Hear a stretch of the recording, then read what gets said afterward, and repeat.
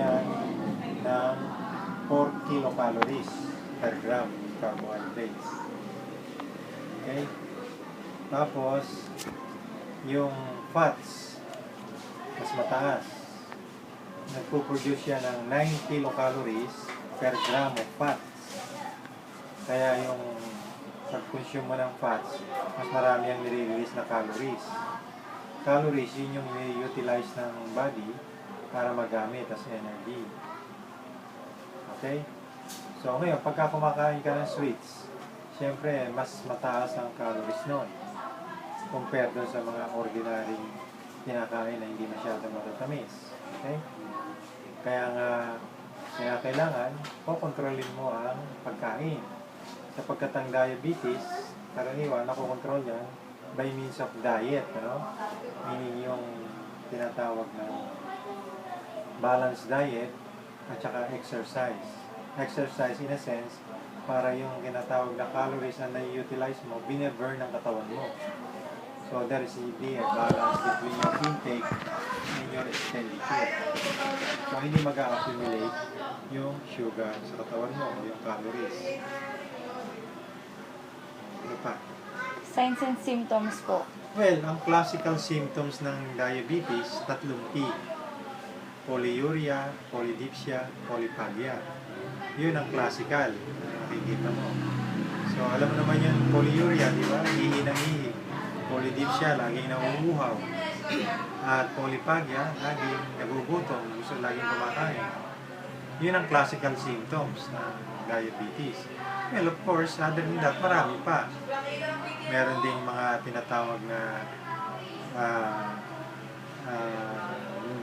tingling sensation, ano, yung nagkakaroon ng pain sa mga extremities, yung tinatawag nila polyneuropathy, dahil nadadamage yung tinatawag na nerve, epekto ng mataas na sugar. Okay? So maraming symptoms yun, pero ang classical yun. Tatlong T. Yung reasons kung bakit. Bakit? Kung bakit po may mga taong nag-intake ng too much sweets. Ikaw, tatanungin kita. Bakit ka kumakain ng matatamis? Bakit siya hindi masyado? Kasi masislim ang katawan niya kaysa sa iyo eh. So it's only a matter of habit. It's only a matter of control. No? Yung mga nakikita mo ang lalaki, ay talaga namang matakaw. Ang lakas kumain. Mahina ang control. Tsaka hindi sila aware sa consequences ng pagkain sobra. So, yun yung mga reasons. Una, hindi sila aware. Pangalawa, kulang ng self-control.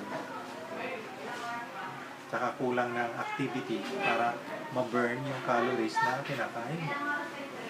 Last po is yung parang, paano po siya ma-prevent or advices po pa dun sa may mga DM na. Well, unang-una, kailangan ma-maintain mo yung ideal body weight mo. Okay? Kailangan, katulad mo, halimbawa, ano ang height mo? 5'6" po. Kailangan alam mo yung formula sa ideal body weight. Kailangan ma-maintain mo yon.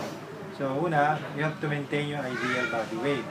Pangalawa, you have to eat a balanced diet. Okay? Balanced diet, no? Hindi naman pwedeng hindi ka na rin kakain ng sweets. Kakain ka pero, of course, konti lang ang amount. Okay? Yun lang po.